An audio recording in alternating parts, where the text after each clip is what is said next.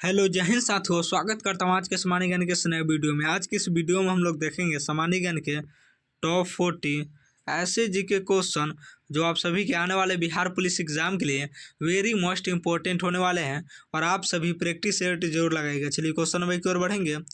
Question number 1 पूछे आ रहा है, ऋग्वेद के किस मंडल में पहली बार शूद्र शब्द का उल्लेख मिलता है और पुरुष सूक्त का वर्णन किया गया है? तो याद रखिएगा, शूद्र शब्द का उल्लेख मिलता है और पुरुष सूक्त का वर्णन मिलता है, तो याद रखिएगा 10वें मंडल में। क्वेश्चन नंबर 1 का ये बिल्कुल सही जवाब हो जाएगा। चलिए क्वेश्चन नंबर 2 की ओर बढ़ेंगे। क्वेश्चन नंबर 2 में पूछे आ रहा है, वर्ष 1905 में लॉर्ड कर्जन द्वारा किए गए बंगाल विभाजन को किस वर्ष ब्रिटिश सरकार ने आधिकारिक रूप से रद्द कर दिया था? तो याद रखिएगा, किस वर्ष आधिकारिक रूप से रद्द कर दिया गया था? तो याद रखिएगा आप सभी, बंगाल विभाजन को किस ब्रिटिश सरकार ने आधिकारिक रूप से रद्द किया था? तो आपको याद रखना 1911 में जो है रद्द कर दिया था। क्वेश्चन नंबर 2 का भी बिल्कुल सही जवाब हो जाएगा। चलिए क्वेश्चन नंबर 3 की ओर बढ़ेंगे।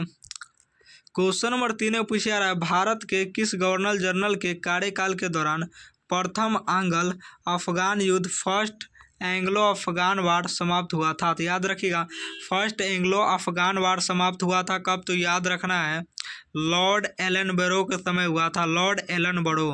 क्वेश्चन नंबर 3 का सी बिल्कुल सही जवाब हो जाएगा, लॉर्ड एलन बरो के समय हुआ था। चलिए क्वेश्चन नंबर 4 की ओर बढ़ेंगे। क्वेश्चन नंबर 4 में पूछा जा रहा है, गुप्त काल में निर्मित प्रसिद्ध दशावतार मंदिर जो पंचायतन शैली का बेहतरीन उदाहरण है, उत्तर प्रदेश के किस स्थान पर स्थित है?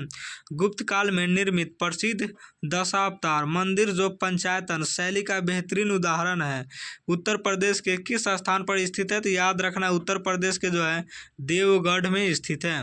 क्वेश्चन नंबर 4 का डी बिल्कुल सही जवाब हो जाएगा। चलिए क्वेश्चन नंबर 5 की ओर बढ़ेंगे। क्वेश्चन नंबर 5 में पूछा जा रहा है, विजयनगर साम्राज्य के किस शासक ने तुंगभद्रा नदी पर एक विशाल बांध बनवाया था और अपनी सेना में तुर्की धनुर्धारियों को शामिल किया था? तो याद रखिएगा, तुर्की धनुर्धारियों को शामिल किया था किसने? तो याद रखिएगा देवराय प्रथम ने किया था। क्वेश्चन नंबर 5 का ये बिल्कुल सही जवाब हो जाएगा। चलिए क्वेश्चन नंबर 6 की ओर बढ़ेंगे। क्वेश्चन नंबर 6 में पूछा जा रहा है कि सुल्तान ने दिल्ली सल्तनत में राशनिंग प्रणाली, पब्लिक डिस्ट्रीब्यूशन सिस्टम और बाजार नियंत्रण नीति को कड़ाई से लागू किया था? तो याद रखिएगा, पब्लिक डिस्ट्रीब्यूशन सिस्टम और बाजार नियंत्रण नीति को कड़ाई से लागू किया था किसने? तो याद रखिएगा अलाउद्दीन खिलजी ने। क्वेश्चन नंबर 6 का भी बिल्कुल सही जवाब हो जाएगा, अलाउद्दीन खिलजी। चलिए क्वेश्चन नंबर 7 की ओर बढ़ेंगे। क्वेश्चन नंबर 7 में पूछा जा रहा है, आधुनिक भारत के इतिहास में पवान किसान विद्रोह 1873-76 मुख्य रूप से किस क्षेत्र या प्रांत में हुआ था? तो याद रखना है किस क्षेत्र या प्रांत में हुआ था? तो आपको याद रखना है बंगाल में हुआ था। क्वेश्चन नंबर 7 का सी बिल्कुल सही जवाब हो जाएगा। चलिए क्वेश्चन नंबर 8 की ओर बढ़ेंगे। क्वेश्चन नंबर 8 में पूछा जा रहा है, अकबर के शासनकाल में केंद्रीय सैन्य विभाग के प्रधान को आधिकारिक तौर पर किस नाम से पुकारा जाता था? तो याद रखिएगा, अकबर के शासनकाल में केंद्रीय सैन्य विभाग को जो है किस नाम से पुकारा जाता था? तो याद रखिएगा मीर बख्शी के नाम से पुकारा जाता था। क्वेश्चन नंबर 8 का डी बिल्कुल सही जवाब हो जाएगा। चलिए क्वेश्चन नंबर 9 की ओर बढ़ेंगे। क्वेश्चन नंबर 9 में पूछा जा रहा है, भारत की सबसे बड़ी तटीय लैगून झील चिल्का झील मुख्य रूप से किन दो नदियों के मुहाने के बीच स्थित है? तो याद रखिएगा, किन दो नदियों को मुहाने के बीच स्थित है? तो याद रखना है महानदी और गोदावरी नदी के मुहाने के बीच स्थित है। क्वेश्चन नंबर 9 का ये बिल्कुल सही जवाब हो जाएगा। चलिए क्वेश्चन नंबर 10 की ओर बढ़ेंगे। क्वेश्चन नंबर 10 में पूछा जा रहा है, वायुमंडल की किस विशिष्ट परत को रसायन मंडल चेमोस्फेयर के नाम से भी जाना जाता है? तो याद रखिएगा, चेमोस्फेयर के नाम से जाना जाता है किस मंडल को? तो याद रखना समताप मंडल, स्ट्रेटोस्फेयर को जाना जाता है।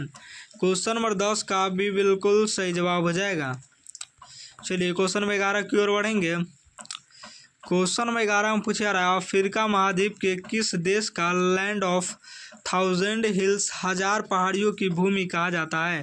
तो याद रखिएगा, हजार पहाड़ियों की भूमि कहा जाता है किसे? तो याद रखना है रवांडा को कहा जाता है। क्वेश्चन नंबर 11 का सी बिल्कुल सही जवाब हो जाएगा, रवांडा। चलिए क्वेश्चन नंबर 12 की ओर बढ़ेंगे। क्वेश्चन नंबर 12 में पूछा जा रहा है, भारत के किस राज्य में प्रसिद्ध नोकरेक बायोस्फीयर रिजर्व स्थित है, जो गारो पहाड़ियों का हिस्सा है। तो याद रखिएगा, गारो पहाड़ियों का हिस्सा है, तो याद रखना है मेघालय जो है गारो पहाड़ियों का हिस्सा है। क्वेश्चन नंबर 12 का डी बिल्कुल सही जवाब हो जाएगा। चलिए क्वेश्चन नंबर 13 की ओर बढ़ेंगे। क्वेश्चन नंबर 13 में पूछा जा रहा है, दो महाद्वीपों एशिया और उत्तरी अमेरिका को अलग करने वाली प्रसिद्ध जलमड्रू मध्य बेरिंग जलमड्रू मध्य किन दो सागरों को आपस में जोड़ती है। तो याद रखिएगा, बेरिंग जलमड्रू मध्य किन दो सागरों को आपस में जोड़ती है। तो याद रखिएगा, चुकची सागर और बोरिंग सागर को जो है आपस में जोड़ती है। क्वेश्चन नंबर 13 का ये बिल्कुल सही जवाब हो जाएगा। चलिए क्वेश्चन नंबर 14 की ओर बढ़ेंगे। क्वेश्चन नंबर 14 में पूछा जा रहा है, भारत के किस राज्य में कुंचिकल जलप्राप्त स्थित है, जो भारत का सबसे ऊंचा निकास वाला टायर्ड जलप्राप्त माना जाता है। तो याद रखिएगा, टायर्ड जलप्राप्त माना जाता है किसे, तो याद रखना है कर्नाटक को माना जाता है। क्वेश्चन नंबर 14 का भी बिल्कुल सही जवाब हो जाएगा। चलिए क्वेश्चन नंबर 15 की ओर बढ़ेंगे।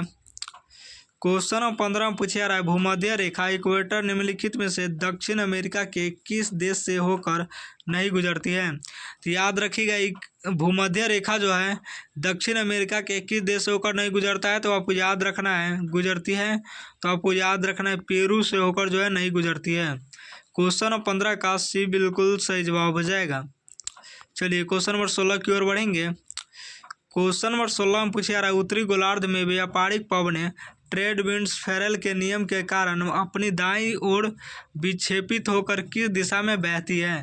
तो याद रखिएगा, अपनी दाईं ओर विक्षेपित होकर जो है किस दिशा में बहती है, तो आपको याद रखना है उत्तर पूरब से दक्षिण पश्चिम तक बहती है।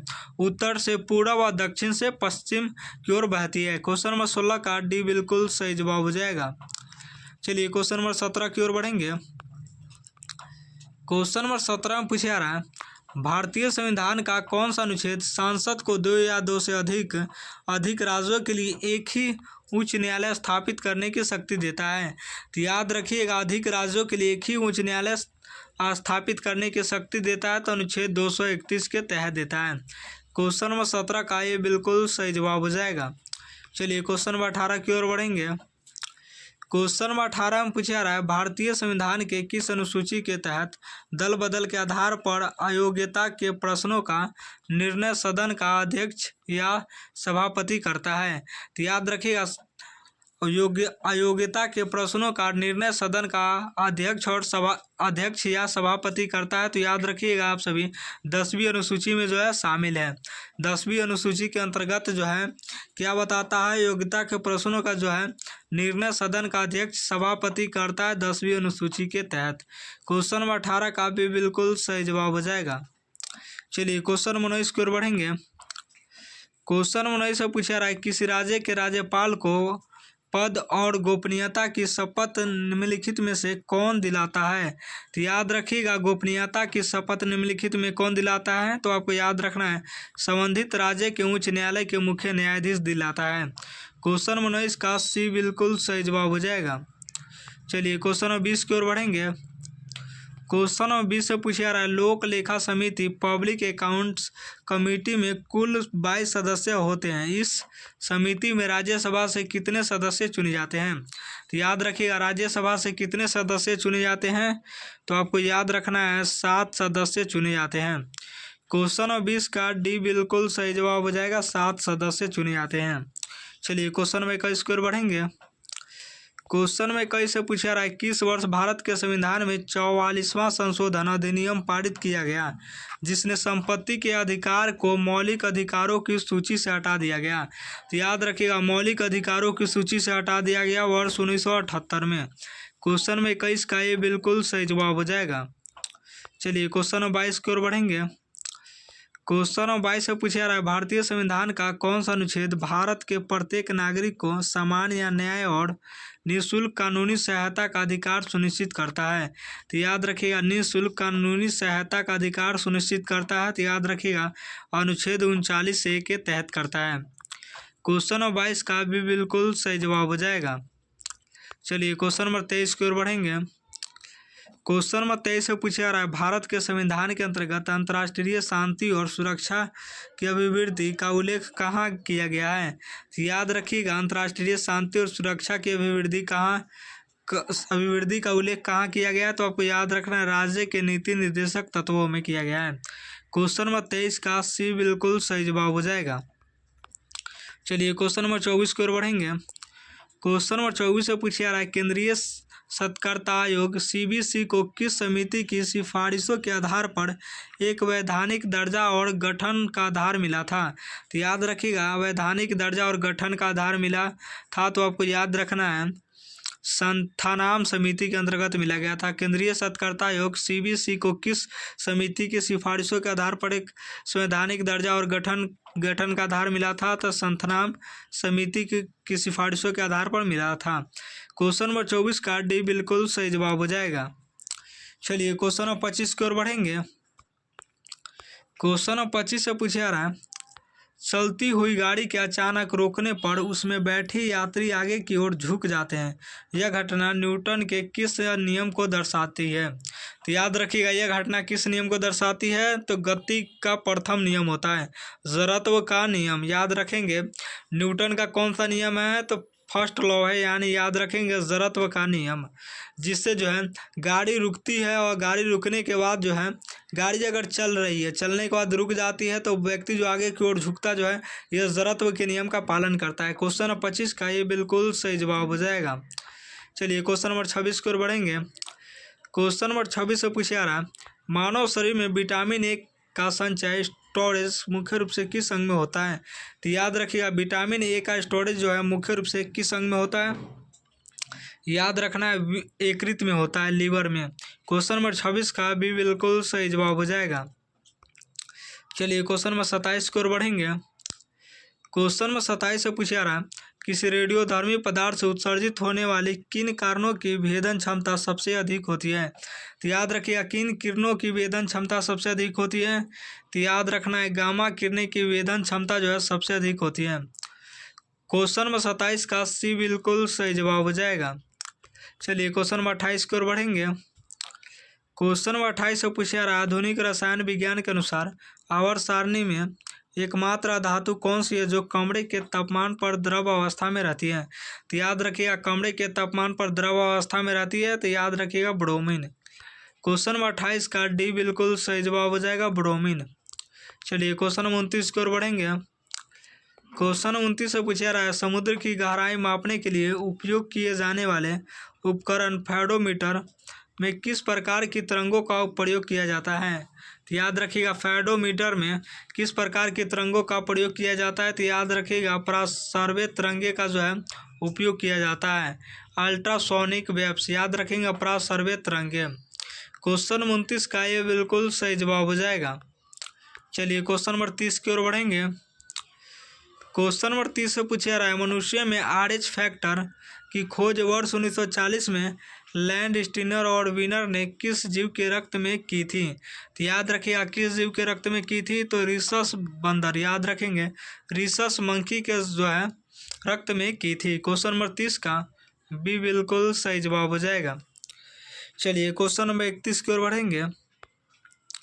क्वेश्चन नंबर 31 से पूछा जा रहा है, फोटोग्राफी में प्रयुक्त होने वाले फिक्सर घोल में मुख्य रासायनिक घटक के रूप में किसका उपयोग किया जाता है? तो याद रखेंगे, फिक्सर घोल में मुख्य रासायनिक घटक के रूप में किसका उपयोग किया जाता है?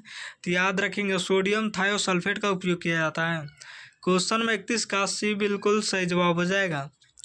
चलिए क्वेश्चन नंबर 32 की ओर बढ़ेंगे। क्वेश्चन नंबर 32 से पूछा जा रहा है, प्रकाश के किस सिद्धांत या घटना के कारण साबुन के बुलबुले सूर्य के प्रकाश में रंगीन दिखाई देते हैं? तो याद रखिएगा, किस प्रकीर्णन के कारण रंगीन दिखाई देते हैं? तो प्रकाश का व्यतिकरण, इंटरफ्रेंस के कारण जो है रंगीन दिखाई देते हैं। क्वेश्चन नंबर 32 का डी बिल्कुल सही जवाब हो जाएगा। चलिए क्वेश्चन नंबर 33 की ओर बढ़ेंगे। क्वेश्चन नंबर 33 से पूछा जा रहा है, बिहार के किस जिले में ककोलत जलप्राप्त स्थित है? तो ककोलत जलप्राप्त जो है नवादा में स्थित है। क्वेश्चन नंबर 33 का ये बिल्कुल सही जवाब हो जाएगा। चलिए क्वेश्चन नंबर 34 की ओर बढ़ेंगे। क्वेश्चन नंबर 34 से पूछा रहा है 1922 में कांग्रेस का 33वां वार्षिक अधिवेशन बिहार के गया में हुआ था। इस अधिवेशन के अध्यक्ष कौन थे? तो याद रखिएगा, इस अधिवेशन के अध्यक्ष कौन थे? तो याद रखना है चित्तरंजन दास, CR दास याद रखेंगे। क्वेश्चन नंबर 34 का भी बिल्कुल सही जवाब हो जाएगा। चलिए क्वेश्चन नंबर 35 की ओर बढ़ेंगे। क्वेश्चन नंबर 35 से पूछा रहा है बिहार में गया जिले से होकर बहने वाली फल्गु नदी किन दो छोटी धाराओं के मिलन से बनती है? तो याद रखना है किन दो छोटी धाराओं के मिलन से बनती है? तो याद रखिएगा निरंजना, लीलाजान और मोहाना के जो है मिलन से बनती है। क्वेश्चन नंबर 35 का भी बिल्कुल सही जवाब हो जाएगा। चलिए क्वेश्चन नंबर 36 की ओर बढ़ेंगे। क्वेश्चन नंबर 36 से पूछा रहा है वर्ष 1942 के भारत छोड़ो आंदोलन के दौरान बिहार के किस जिले को ब्रिटिश सरकार ने आधिकारिक रूप से अपराधी जिला घोषित किया था? तो याद रखेंगे आधिकारिक रूप से अपराधी जिला किसे घोषित किया गया था? तो सारण को। क्वेश्चन नंबर 36 का डी बिल्कुल सही जवाब हो जाएगा। चलिए क्वेश्चन नंबर 37 की ओर बढ़ेंगे। क्वेश्चन नंबर 37 से पूछा जा रहा है बिहार सोशलिस्ट पार्टी का अनौपचारिक गठन वर्ष 1931 में गंगा शरण सिंह, रामभिक्ष बेनीपुरी और रामनंदन मिश्रा ने कहाँ किया था? तो याद रखिए कहाँ किया था? तो याद रखना है आप सभी को पटना में किया था। क्वेश्चन नंबर 37 का ये बिल्कुल सही जवाब हो जाएगा। चलिए क्वेश्चन नंबर 38 की ओर बढ़ेंगे। क्वेश्चन नंबर 38 से पूछा जा रहा है बिहार में असहयोग आंदोलन के दौरान सदाकत आश्रम की स्थापना मजहरुल हक द्वारा किस वर्ष की गई थी? तो याद रखिएगा सदाकत आश्रम की स्थापना जो है किस वर्ष की गई थी मजहरुल हक द्वारा? तो याद रखेंगे वर्ष 1920 में की गई थी। क्वेश्चन नंबर 38 का भी बिल्कुल सही जवाब हो जाएगा। चलिए क्वेश्चन 39 की ओर बढ़ेंगे। क्वेश्चन 39 से पूछा जा रहा है बिहार का कौन सा जिला उत्तर प्रदेश के साथ अपनी सीमा साझा नहीं करता है? तो याद रखेंगे उत्तर प्रदेश के साथ अपनी सीमा साझा नहीं करता है कौन सा जिला? तो याद रखेंगे पूर्वी चंपारण। क्वेश्चन 39 का सी बिल्कुल सही जवाब हो जाएगा।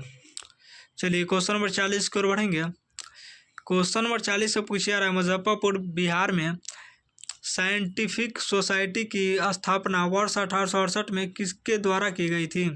तो याद रखिएगा साइंटिफिक सोसाइटी की स्थापना वर्ष 1868 में किसके द्वारा की गई थी? तो आपको याद रखना है सैयद इमदाद अली के द्वारा की गई थी। याद रखेंगे सैयद इमदाद अली। क्वेश्चन नंबर 40 का डी बिल्कुल सही जवाब हो जाएगा। और 40 में से आप सभी का कितना सही हुआ कमेंट जरूर कीजिएगा।